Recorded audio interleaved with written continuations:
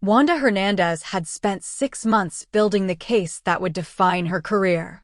As the FBI's youngest forensic accountant, she'd tracked shell corporations through 7 countries, following money trails that led straight to the heart of organized crime in the city.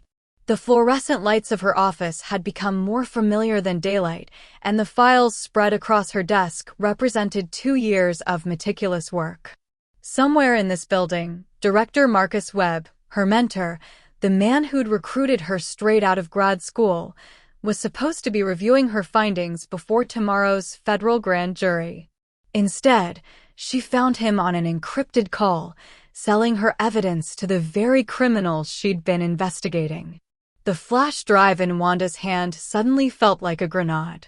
Webb's voice carried through his half-open office door, casual and confident as he described which files to destroy, which agents to reassign, which witnesses would disappear before they could testify. He'd been dirty for years, maybe decades, and she'd handed him everything he needed to bury the truth. "You absolute bastard." Her voice came out steady, colder than the rage freezing her blood. Webb spun around, phone still pressed to his ear, and for one crystalline moment their eyes met. She watched understanding dawn on his face, that she'd heard everything, that she knew that his perfect cover was about to shatter. Then she saw him reach for his service weapon. Wanda ran. She didn't remember grabbing her coat or her bag. Didn't remember taking the stairs instead of the elevator, her heels echoing through the concrete stairwell like gunshots. She just knew that the man she'd trusted with her career, her safety, her life, had just become her executioner. The parking garage was a maze of shadows and exhaust fumes. She could hear footsteps behind her, not Webb's, but heavier, multiple sets, the kind that belonged to men paid to make problems disappear. Her hands shook as she fumbled for her keys, and that's when she heard the first gunshot. The bullet sparked off the concrete pillar beside her head. Training kicked in, the survival courses they'd made her take when she joined the bureau, and she ran in a zigzag pattern, using parked cars as cover. But these weren't criminals she was running from. These were professionals. Probably agents Webb had corrupted, men who knew exactly how she'd been taught to escape. She made it to the street, lungs burning, her champagne silk dress, the one she'd worn to celebrate finishing the case, now torn at the hem. Blood trickled down her arm where she'd scraped it against rough concrete. The city lights blurred through tears she refused to let fall. Think, Wanda. Think. She couldn't go to the police. Webb controlled half the precincts. Couldn't go home. They'd be waiting there. Couldn't call anyone at the bureau. She didn't know who else was compromised. The flash drive with her evidence backup pressed against her ribs where she'd shoved it into her bra, the only copy that could bring Webb down if she lived long enough to use it. A black SUV turned the corner behind her, moving too fast, too deliberate. Wanda ran blindly, her broken heel twisting on the pavement, and found herself stumbling through the gleaming lobby of a high-rise she didn't recognize. The doorman reached for her. "Miss, you can't," but she shoved past him into an open elevator just as its doors were closing. A hand caught the door. A man in an expensive suit stepped inside, his eyes flicking over her disheveled appearance with barely concealed interest. Behind him, through the closing elevator doors, she could see the SUV screeching to a stop outside. "Penthouse," the man said to her, his tone making it a question. Wanda looked at his face, sharp cheekbones, dark eyes that held secrets, a mouth that had forgotten how to smile, and made a desperate calculation. Webb's men wouldn't follow her into a private residence. Not immediately. She'd have minutes, maybe, to figure out her next move. "Yes," she gasped. "Penthouse." The elevator climbed in silence broken only by her ragged breathing. The man didn't speak, but she could feel him watching her, cataloging every detail. The torn dress. The blood on her arm. The way she kept glancing at the elevator buttons like she might need to escape at any floor. When the doors opened, she heard music. Laughter. the gentle clink of crystal glasses, and the low murmur of conversation that spoke of wealth and power. The man gestured for her to exit first, and Wanda stepped into a sprawling penthouse that looked like it had been torn from the pages of Architectural Digest. Floor-to-ceiling windows showcased the glittering city skyline. Modern art worth more than her salary decorated the walls. And scattered throughout the space were perhaps 30 people, all beautiful, all expensively dressed, all turning to stare at her blood-streaked, desperate entrance. At the center of it all stood a man who made everyone else in the room fade to background noise. He was tall, easily 6'2", with dark hair styled in that effortlessly perfect way that probably cost more than her rent. His suit was midnight black, tailored to emphasize broad shoulders that tapered to a narrow waist. But it was his face that trapped her. Severe and aristocratic, with a jawline that could cut glass and eyes so dark they seemed to absorb light rather than reflect it. A thin scar traced from his left temple down to his cheekbone, the only imperfection on an otherwise devastating canvas. He held a tumbler of amber liquid, probably scotch worth more than her car, and was in conversation with a silver-haired man who wore authority like a second skin. But when Wanda stumbled into view, his gaze locked onto her with the intensity of a predator spotting wounded prey. The room went silent. Even the piano player stopped mid-phrase. Wanda could feel her pulse hammering in her throat. Could taste blood where she'd bitten her lip during the run. Through the windows, she saw headlights in the street below, the SUV, circling, waiting. Webb's men would be in the building in minutes. Would talk their way past the doorman with federal badges and cold authority. She had nowhere left to run. So she walked forward, her remaining heel clicking against marble floors, leaving a small trail of blood from her torn arm. The crowd parted like she was Moses and they were the Red Sea, creating a path straight to the man in the center of the room. Up close, he was even more dangerous. She could smell his cologne, something dark and expensive, cedar and smoke and leather. Could see the way his tie was slightly loosened, like he'd been here for hours and had stopped caring about perfection. Could feel the weight of his attention like a physical thing, pressing against her skin. "I need help." Her voice came out smaller than she'd intended, cracking on the last word. She swayed, adrenaline finally giving way to shock, and his hand shot out to steady her elbow. His touch was warm through the thin silk of her dress, gentle despite the obvious strength in those fingers. "You're bleeding," he observed, his voice like smoke and whiskey, dark and smooth and completely unreadable. "I'm being hunted," Wanda corrected, meeting those black eyes even as her knees started to buckle. She could hear footsteps in the hallway outside. Heavy boots. Men who wouldn't take no for an answer. "Please. I don't have anywhere else to go. I just need." Her throat closed around the words. She was asking a complete stranger for help. Could be walking into something worse than Webb's bullets. But she was out of options and out of time, and something in this man's face, some flicker of curiosity or recognition, or maybe just the novelty of her desperation, made her take the most reckless gamble of her life. "Hide me tonight," Wanda whispered, her voice breaking. "Please. Just tonight. I'll be gone by morning. You'll never see me again. I swear. Just please." The man's eyes narrowed fractionally, the only sign of surprise on his otherwise impassive face. Behind them, someone whispered a name, David Hogan, and the sound rippled through the crowd like a curse word spoken in church. Wanda knew that name. Every agent in the bureau knew that name. He was the ghost they'd been chasing for a decade, the phantom who controlled everything from drug trafficking to political corruption. The man whose organization was so airtight that witnesses disappeared and evidence evaporated and cases fell apart before they ever reached trial. She'd just asked the city's most powerful mafia boss to hide her from the FBI. David Hogan's gaze moved from her face to the blood on her arm, then to the door where fists had started pounding. His jaw tightened almost imperceptibly, and when he looked back at her, something had shifted in those dark eyes. Not softness, exactly, but interest. Calculation. And beneath it all, something that might have been anger on her behalf. "You have very poor timing," he said quietly, setting down his glass with deliberate precision. "And even worse judgment in men to run from." "I didn't have much choice in either," Wanda shot back, some of her old fire returning despite the fear clawing at her chest. The corner of his mouth twitched. Not quite a smile, but close. He glanced at the man who'd escorted her up in the elevator, clearly one of his people, and some unspoken message passed between them. "How many outside?"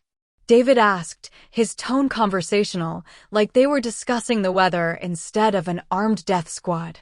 "4 in the lobby. 2 in the parking garage. 1 in a vehicle outside." David nodded once, then looked back at Wanda.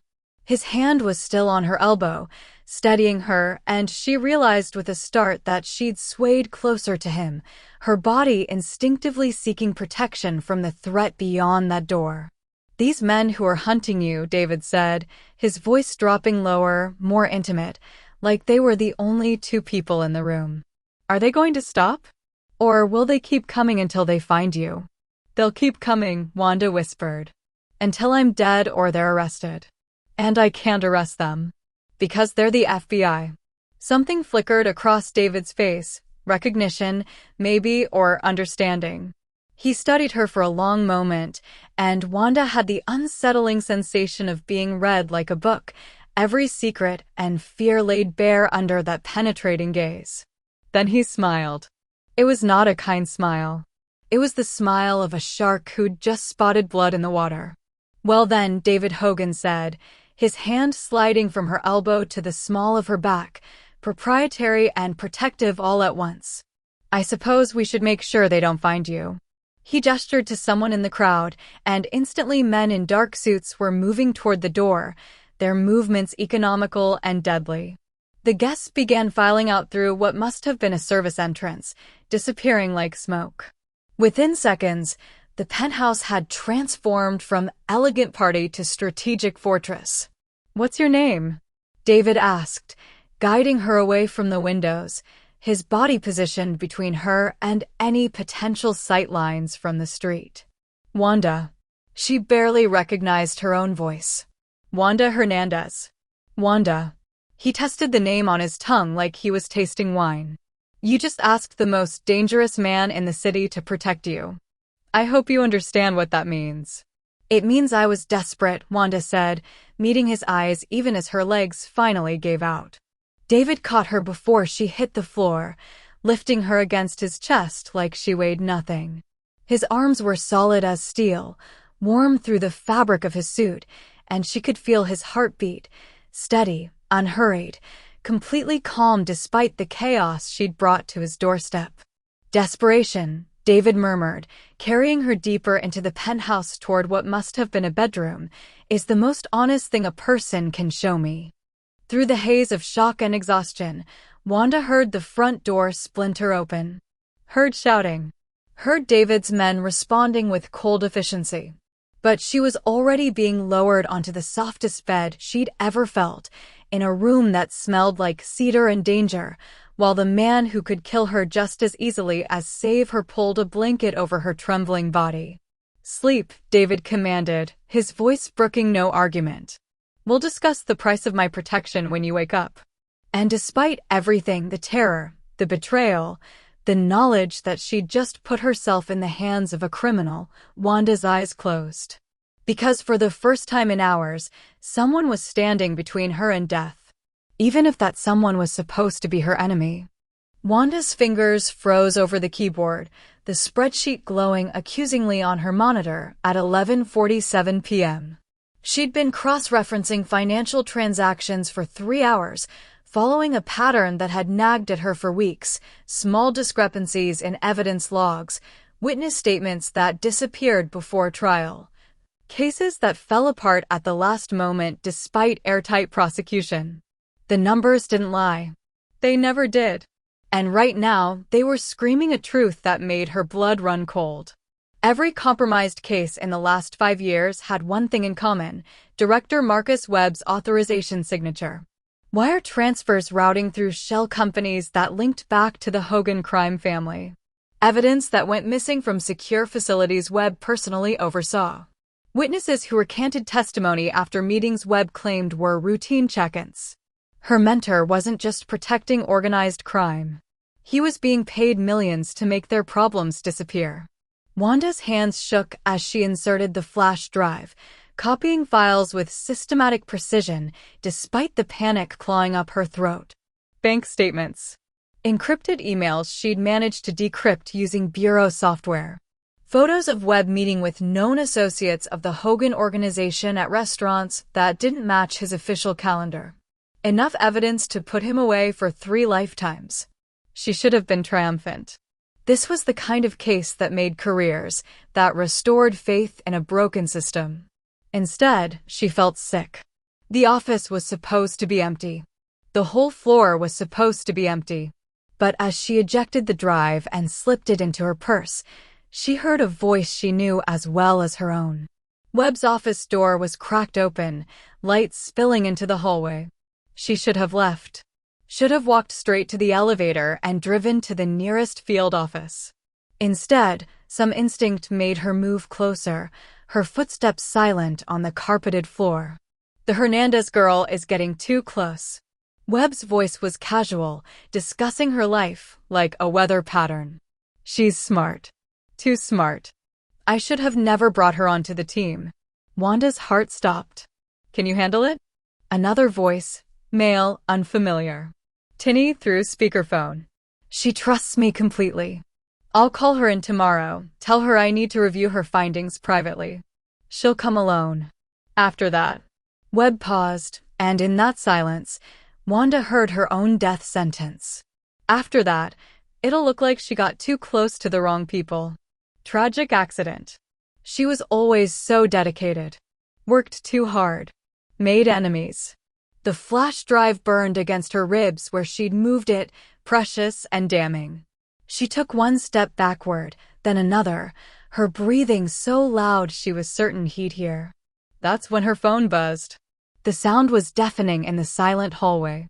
Webb's voice stopped mid-sentence. She heard his chair scrape back, heard his footsteps moving toward the door. Wanda ran.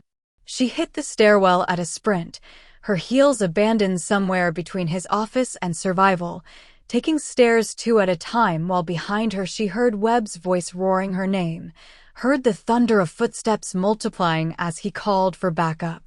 The parking garage stretched before her like a concrete tomb. She'd parked on sublevel 3, protocol for junior agents, and every shadow now held potential death. Her car keys cut into her palm as she ran, the sound of her breathing harsh and animal in her ears. She almost made it. The first bullet sparked off the concrete pillar beside her head, and Wanda understood with perfect clarity that she wasn't leaving this building alive unless she did something insane. So she did the only thing left. She ran toward the street, toward the lights, toward witnesses and cameras, and the slim hope that Webb wouldn't kill her in public. She ran toward a fate she couldn't imagine, away from the man who'd taught her everything, who'd betrayed everything. She ran and didn't look back. Wanda made it home on pure adrenaline and 3 broken traffic laws. Her hands shook so violently she dropped her keys twice before managing to unlock her apartment door. 4th floor walk-up in a decent neighborhood, close enough to the bureau to feel safe, far enough to afford on a government salary. Safe. The word tasted like ash now. She had maybe 10 minutes before Webb's people tracked her here. Every agent's home address was in the system, protected by protocols that meant nothing when the director himself wanted you dead. She grabbed her go bag from the closet, the one they'd trained her to keep packed for emergency deployments, and was shoving the flash drive into the hidden pocket when she heard it. Footsteps in the hallway. Multiple sets. Moving with the careful precision of men who'd done this before. No knock. No announcement. Just the soft scrape of metal on metal as someone picked her lock with professional efficiency. Wanda went out the window. Her fire escape was rusted and treacherous, swaying under her weight as she climbed down into the alley behind her building. She'd made it 2 floors when the window above exploded outward, safety glass raining down like diamonds. A man in tactical gear leaned out, raising a weapon fitted with a suppressor. She jumped. The impact with the dumpster below drove the air from her lungs. Pain exploded in her shoulder as she rolled off onto the pavement, her champagne dress, worn for a celebration that felt like a lifetime ago, tearing further on jagged metal.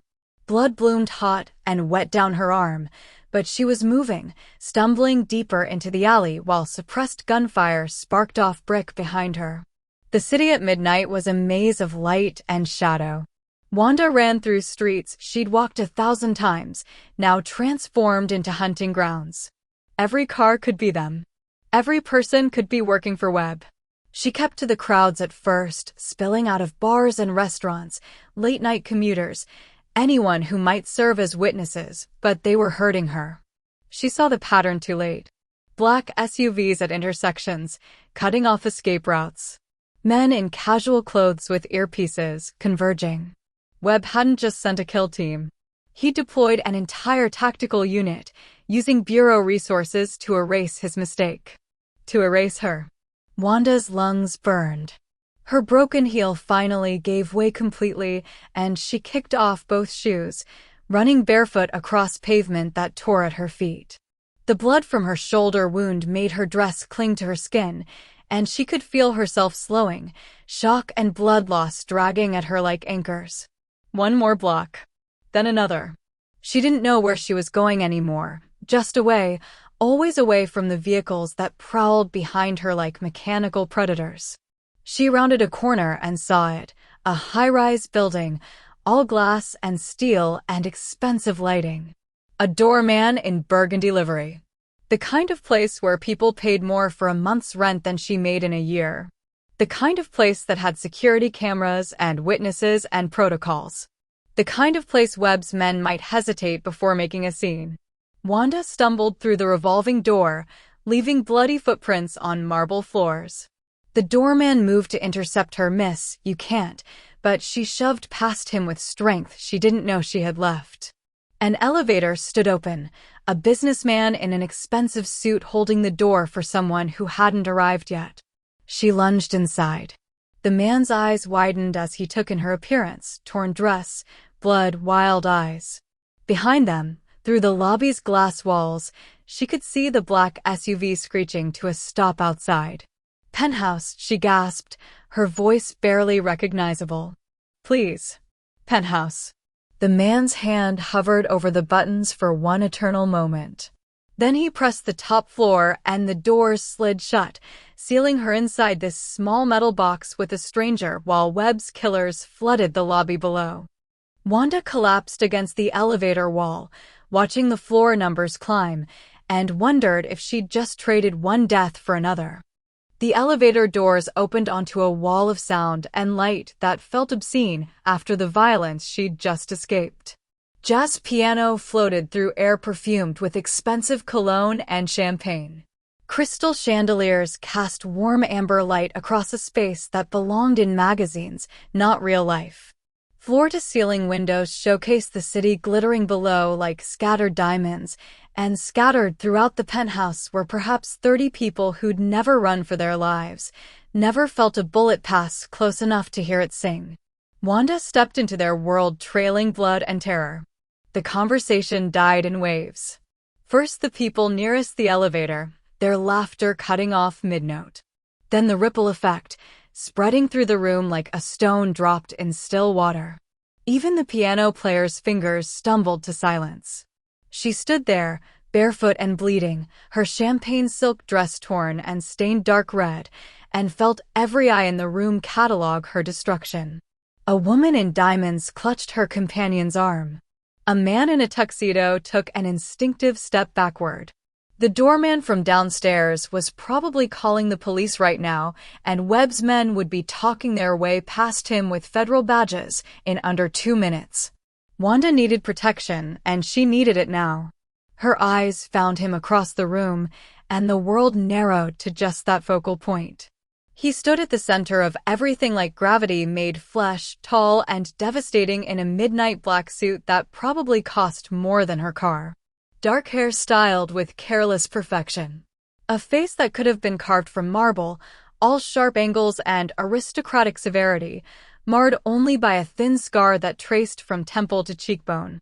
He held a crystal tumbler of amber liquid and was speaking with a silver-haired man, but even in profile there was something about him that screamed danger. Their eyes met, and Wanda watched something shift in that dark gaze. Recognition, maybe. Or calculation. He set down his glass with deliberate precision, and the gesture felt weighted with meaning she couldn't decipher. She walked toward him because she had nowhere else to go.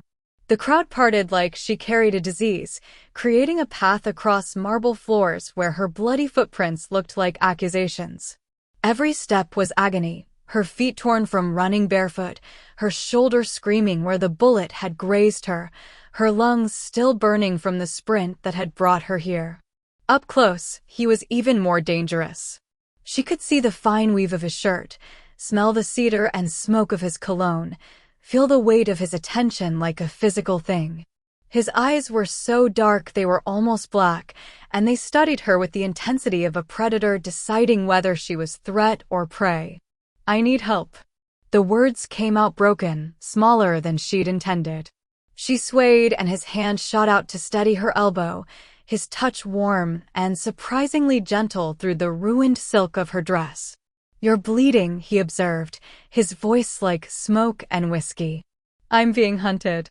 She could hear footsteps in the hallway now, heavy boots that didn't belong in a building like this. Her time was measured in seconds. "Please. I don't have anywhere else to go." Behind them, someone whispered a name, David Hogan, and the sound rippled through the crowd like a curse. Wanda's blood went cold. She knew that name. Every agent in the bureau knew that name. The ghost they'd been chasing for a decade.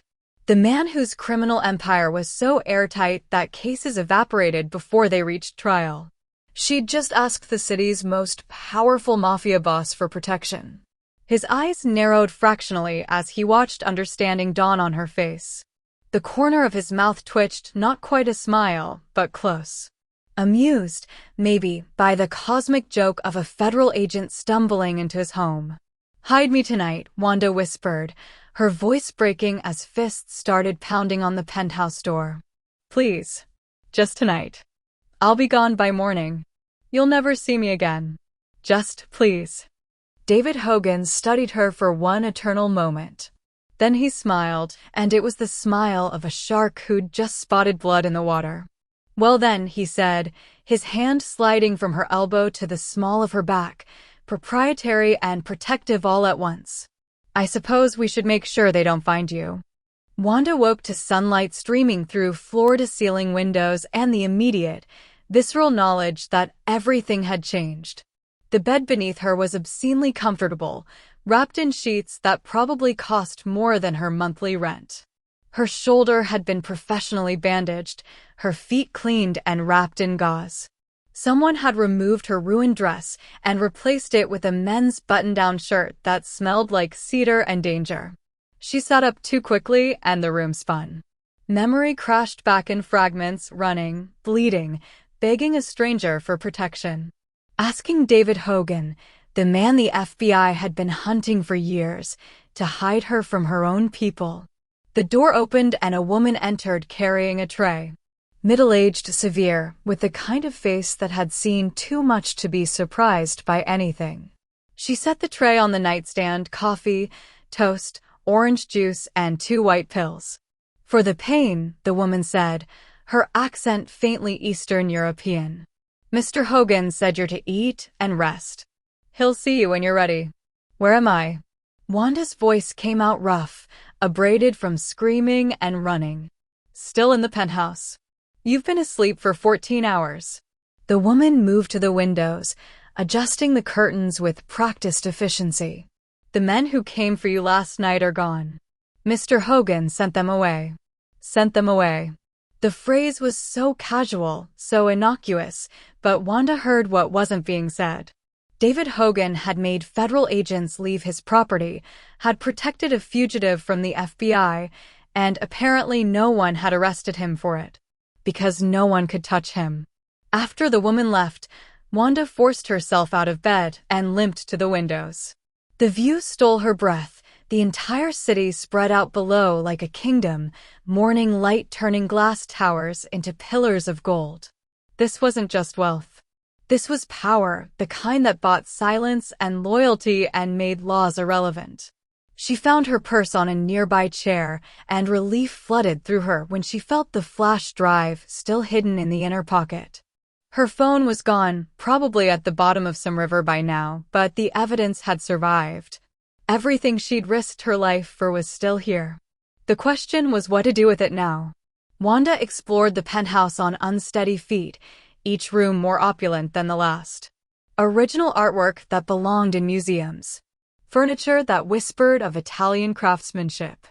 And everywhere, the subtle signs of security, cameras in corners, reinforced doors, windows that were probably bulletproof. This wasn't just a home. It was a fortress designed by someone who had enemies and the resources to keep them at bay. She found David in what appeared to be a study, surrounded by mahogany and leather and old money.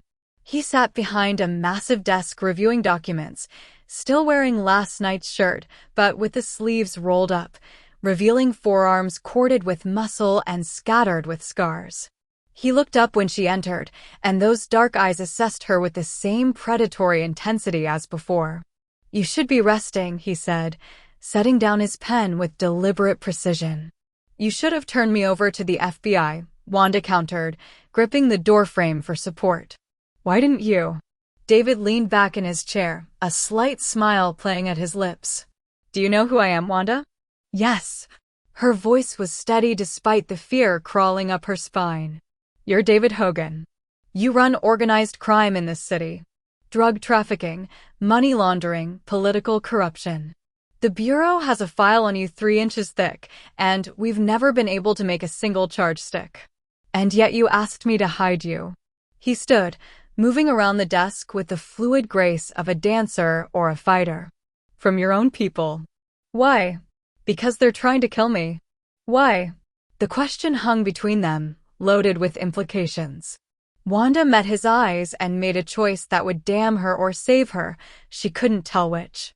"Because I discovered my director is on your payroll," she said quietly. "Director Marcus Webb. He's been protecting your organization for years, and I have proof." Something flickered across David's face, surprise, perhaps, or calculation. He moved closer, studying her with renewed interest, and Wanda realized with dawning horror that she'd just become the most valuable piece on a chessboard she didn't understand. "Show me," David said, and it wasn't a request. David's study became their war room. The flash drive Wanda had risked everything for now glowed on his laptop screen, revealing years of corruption in spreadsheets and encrypted emails. She sat across from him at the mahogany desk, their knees almost touching in the confined space, and watched a criminal mastermind dissect her life's work with the precision of a surgeon. "Webb's been skimming," David said after an hour of silence broken only by the click of keys and the scratch of his pen. "Taking payments from my organization, yes, but also from the Volkov family, the Santos cartel, even the Yakuza. He's not loyal to anyone. He's just greedy." Wanda leaned forward, studying the notations he'd made. His handwriting was surprisingly elegant, all sharp angles and controlled strokes. "You didn't know he was dirty?" "I knew someone in the FBI was feeding information." "I didn't know who." David's jaw tightened, and she saw something dangerous flash in those dark eyes. "Webb has cost me 3 operations and 7 men in the last 2 years. If what you're showing me is accurate, he's been playing both sides, taking my money while simultaneously setting up my people to be arrested." "It's accurate." Wanda pulled up another file, her fingers brushing his on the keyboard. The contact sent electricity up her arm, and she jerked back like she'd been burned. David noticed, of course he noticed, and that slight smile played at his lips again. "So here's my offer," he said, leaning back in his chair with the casual confidence of a man who always got what he wanted. "You help me understand Webb's network. Every contact, every payment, every dirty agent he controls. In return, I eliminate the threat. Permanently." You mean kill him? Wanda's voice was flat. I mean remove him from the board in whatever way proves most effective. David's eyes never left hers. You have evidence, but who are you going to give it to? Internal affairs? They might be compromised too. The Attorney General's office? Webb has connections there. You could spend months trying to navigate official channels while he hunts you, or you could let me handle this the way I handle all problems. I'm not asking you to commit murder for me. No, you're asking me to protect you. This is how I do that. He stood, moving around the desk to stand in front of her, close enough that she had to tilt her head back to meet his eyes. Webb knows you have evidence. He'll never stop hunting you, Wanda. Not unless he's eliminated or imprisoned so thoroughly that he can't reach you. Those are the only two options, and I'm offering you the faster one. She should have been horrified. Should have refused on principle, clung to the moral high ground she'd spent her career defending. But Webb had tried to kill her. Had betrayed everything she believed in. Had turned the system she trusted into a weapon aimed at her heart. What do you get out of this? She asked quietly. David's hand came up to cup her chin, tilting her face toward the light streaming through the windows. His touch was warm, gentle despite the calluses she could feel on his fingertips. I get rid of a man who's been bleeding my organization dry. I get to see what else you know about FBI operations.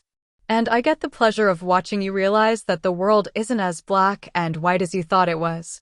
That's not an answer. No. His thumb brushed across her lower lip, and Wanda's breath caught. Then how about this? I find you fascinating. Smart enough to uncover corruption no one else saw. Brave enough to run instead of letting them silence you. Desperate enough to ask the devil for help, but still defiant enough to question his methods. I want to see what you become when you stop pretending the system will save you. Wanda pulled back from his touch, her heart hammering. This is insane. Yes, David agreed, moving back to his side of the desk with that predatory grace. But you're still here. Still listening. Because you know I'm right.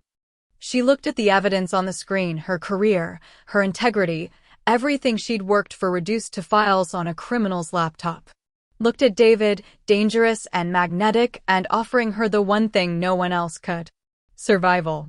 One condition, Wanda said, hating how her voice shook. No one else dies. Not Webb's family, not innocent people caught in the crossfire. Just Webb, and only if there's absolutely no other way. David's smile was genuine this time, transforming his face from severe to devastating. Deal, he said, and extended his hand across the desk. When Wanda took it, she felt like she was signing her soul away. 3 weeks in David's world, and Wanda barely recognized herself. The frightened woman who'd stumbled bleeding into his penthouse had been stripped away layer by layer, replaced by someone harder, sharper, more dangerous. She wore clothes David's people provided, designer dresses that cost more than her former monthly salary, tailored suits that made her look like she belonged in boardrooms where empires were built and destroyed. Her wounded shoulder had healed to a pink scar she sometimes caught herself touching like a reminder of who she used to be. The first meeting changed everything. David brought her to a restaurant closed for private dining, where men in expensive suits spoke in careful euphemisms about shipments and territories and problems that needed solving. She sat beside him in silence, watching him orchestrate conversations like a conductor leading an orchestra. When someone questioned her presence, David's hand had settled possessively on her thigh under the table. Ms. Hernandez is my consultant on federal matters, he'd said, his voice carrying absolute authority. She answers to me. Anyone who has a problem with that can leave now. No one left. By the second week, she was analyzing financial records for his legitimate businesses and his illegitimate ones. Her forensic accounting skills, honed at the FBI, now served a criminal empire. She found inefficiencies David's people had missed, identified risks before they became problems, restructured shell corporations to be even more untraceable. She told herself it was survival, that she was gathering evidence for when she could finally escape. But late at night, reviewing spreadsheets in David's study, while he worked beside her in comfortable silence. She wasn't sure that was true anymore. The third week, she watched him destroy one of Webb's operations. A warehouse raid coordinated with surgical precision, David's people moving like shadows while Wanda monitored police scanners from a vehicle 3 blocks away. No one died. David had kept his promise, but millions of dollars in drugs disappeared, and 3 of Webb's corrupt agents found themselves arrested by federal officers who weren't on his payroll. David had orchestrated it all, using Wanda's intelligence and his own ruthless efficiency. When he returned to the vehicle, adrenaline still bright in his eyes, she'd kissed him. She didn't know who moved first. Didn't care. His mouth was hot and demanding against hers, his hands tangling in her hair as he pulled her across the center console into his lap. They'd barely made it back to the penthouse before he was carrying her to his bedroom, their clothes leaving a trail across marble floors. He'd been gentle with her healing shoulder, ruthless everywhere else, and Wanda had finally understood the difference between safety and surrender. Now they worked side by side during the day and tangled together at night, and Wanda could no longer tell where strategy ended and genuine feeling began. She caught herself watching him in meetings, admiring the controlled violence in his movements, the sharp intelligence behind those dark eyes. Caught herself laughing at his dry observations about the men who worked for him. Caught herself feeling more alive in his criminal world than she ever had enforcing the law. "You're thinking too loud," David murmured one night, his fingers tracing patterns on her bare shoulder as they lay in his bed, city lights painting shadows across tangled sheets. "Webb's getting desperate," Wanda said, which was true but not what she'd been thinking about. "He's lost 3 major operations in 2 weeks.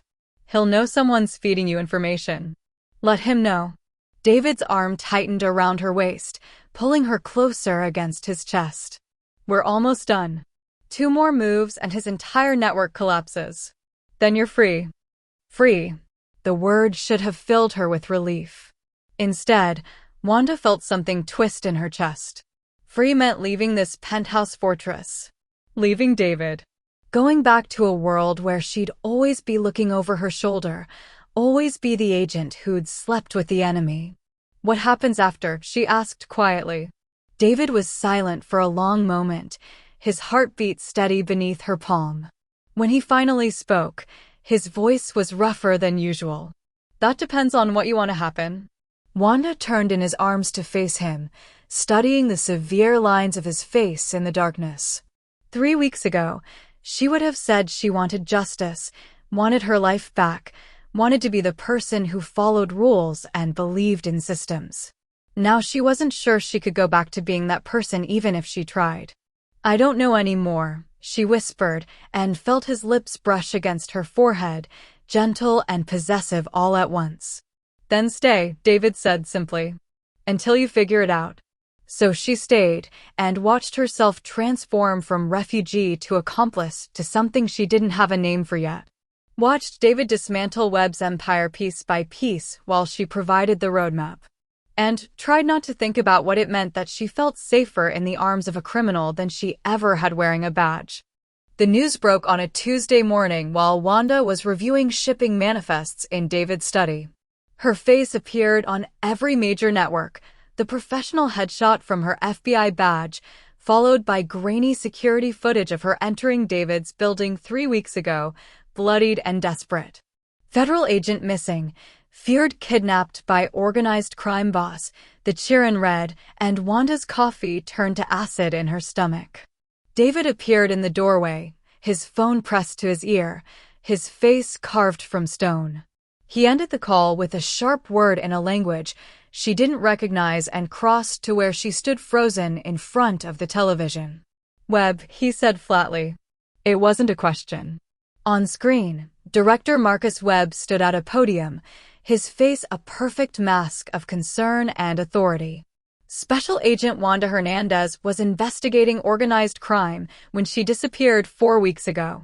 "We have credible evidence she's being held against her will by David Hogan, a known criminal we've been pursuing for years." The Bureau is treating this as a hostage situation and kidnapping of a federal officer. He's lying, Wanda whispered, but her voice sounded hollow even to her own ears. Because some of it was true, wasn't it? She had been investigating organized crime. She was living in David's penthouse. And to anyone watching from outside, it would look exactly like what Webb was claiming. Of course he's lying. David's hand settled on her shoulder, warm and steady. But he's also checkmated us.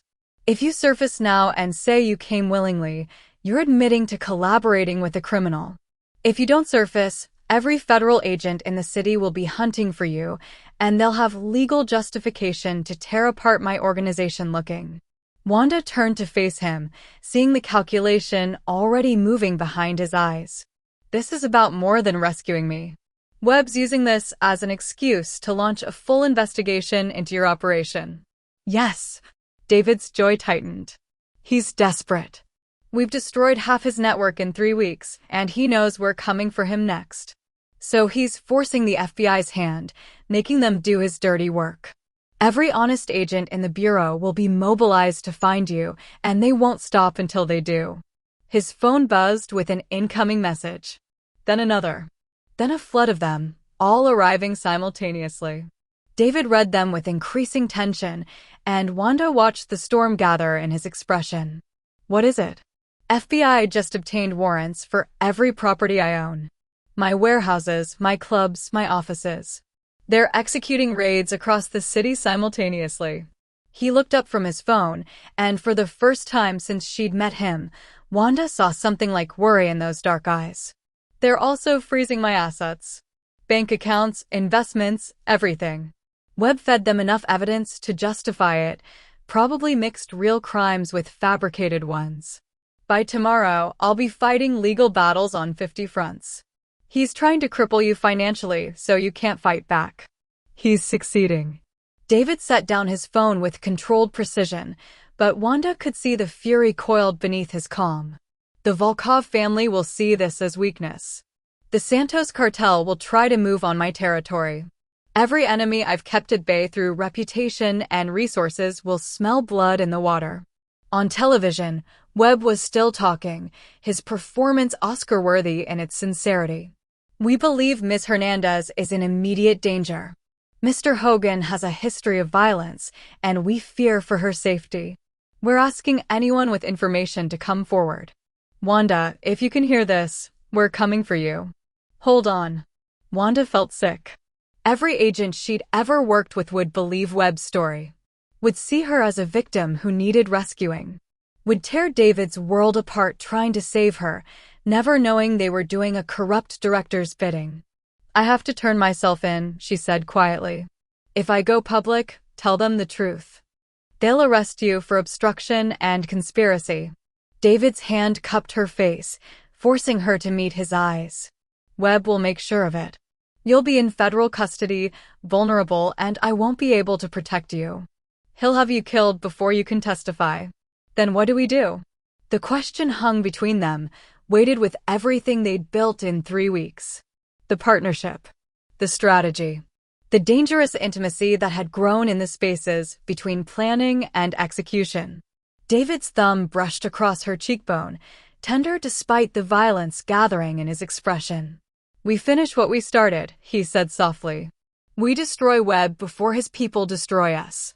But Wanda, it's going to get worse before it gets better. Much worse.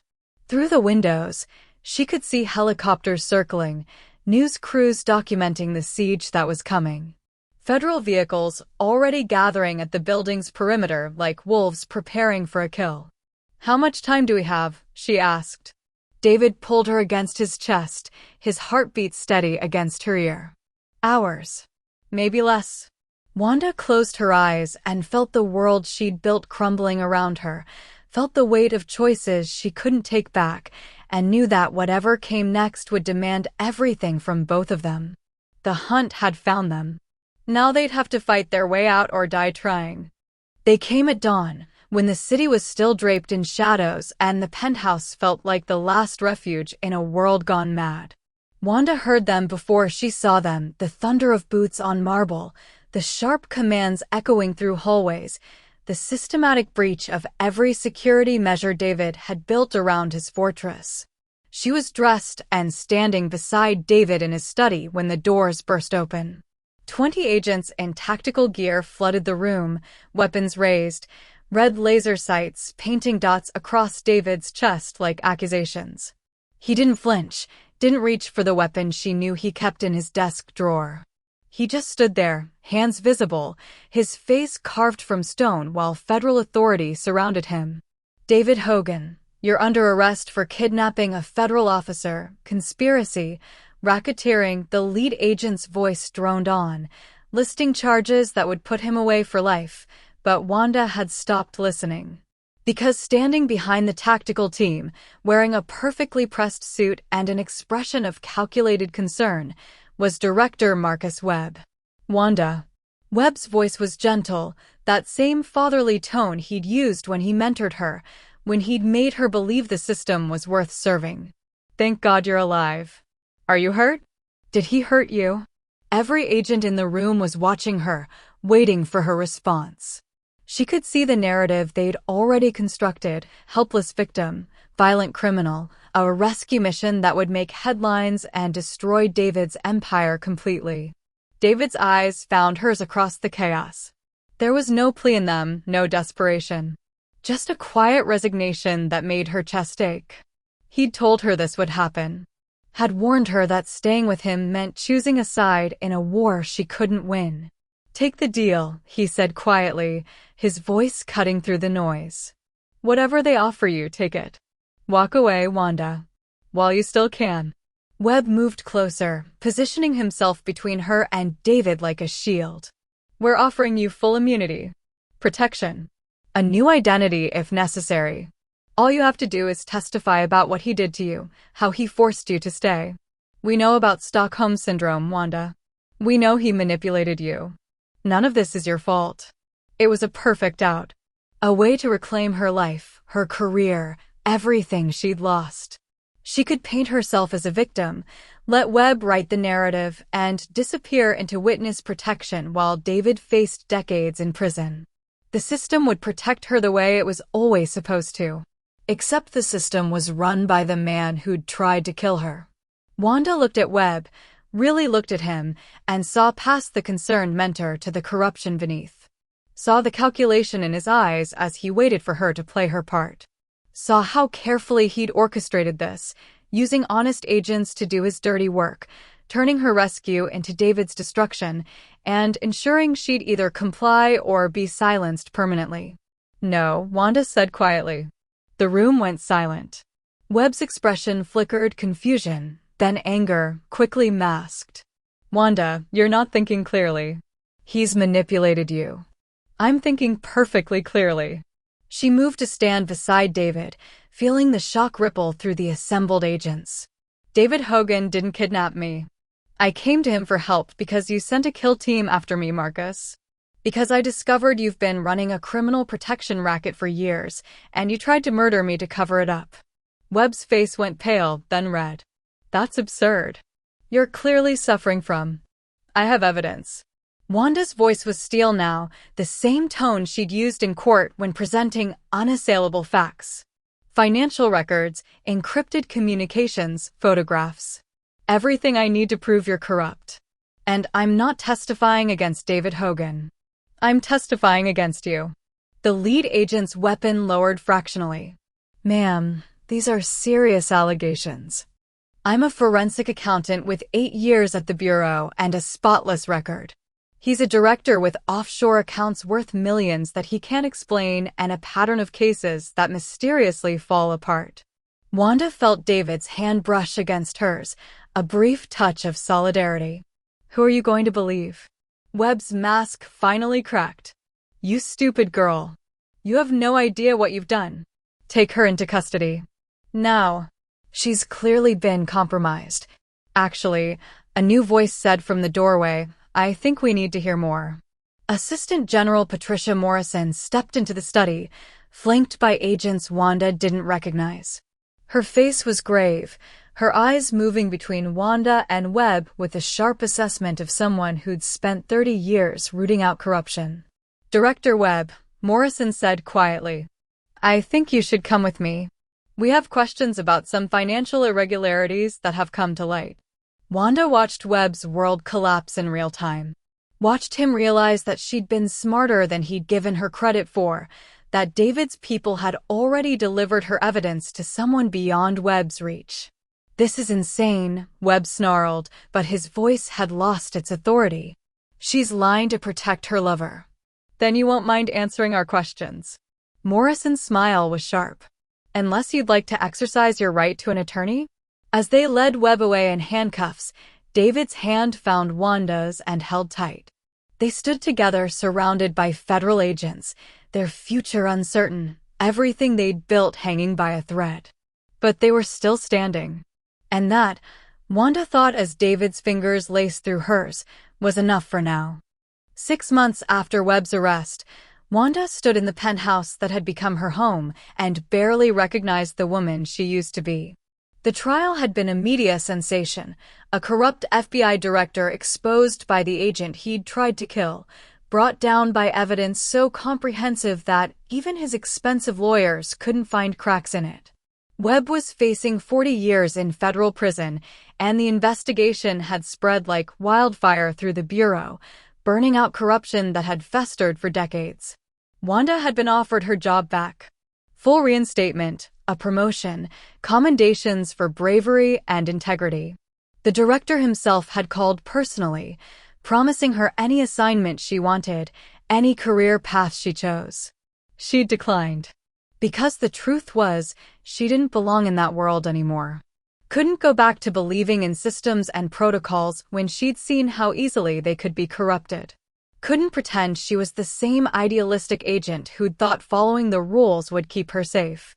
She'd learned there was a different kind of power in standing beside someone who operated outside those rules entirely.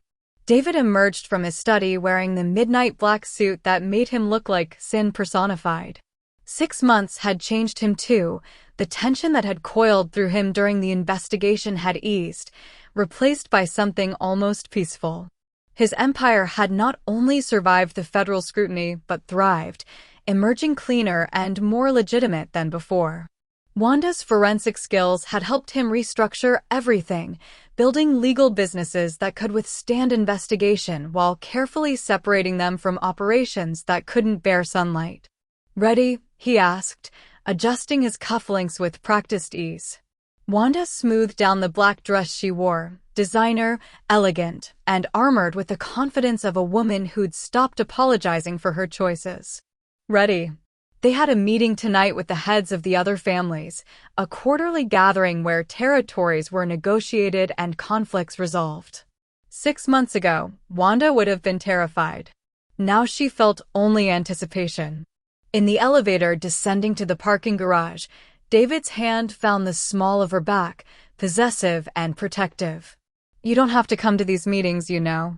Some of these men won't like having you there." "I know." Wanda met his eyes in the mirrored elevator doors. "Let them not like it." His smile was dangerous and proud. Over the past 6 months, she'd become indispensable to his operation, analyzing deals, identifying risks, restructuring finances with the same meticulous precision she'd once used to build cases against people like him. The other families had learned to respect her, or at least feared David's reaction if they didn't. The meeting took place in a restaurant closed for private dining, the same one where David had first brought her months ago. Then, she'd sat in silence, trying to make herself invisible. Now she took her seat beside him as conversations paused and eyes tracked her entrance. "Gentlemen," David said, his hand resting casually on Wanda's thigh beneath the table. "I believe you all know my partner, Ms. Hernandez." Partner. Not consultant, not advisor. Partner. Dmitry Volkov, head of the Russian faction, studied her with calculating eyes. "We hear you've been quite useful in restructuring operations, making things more efficient." "I'm good at finding problems before they become catastrophic," Wanda replied evenly. "And at making money disappear into places investigators can't find it." Skills that could be valuable to all of us, Santos, the cartel representative, observed. If you were available for consultation. David's hand tightened possessively. She's not. The message was clear. Wanda belonged to him, and him alone. She should have bristled at being claimed like property. Instead, she felt heat curl low in her belly, felt the dangerous thrill of being chosen by the most powerful man in the room. The meeting progressed with discussions of territories and shipments, conflicts resolved through negotiation rather than violence.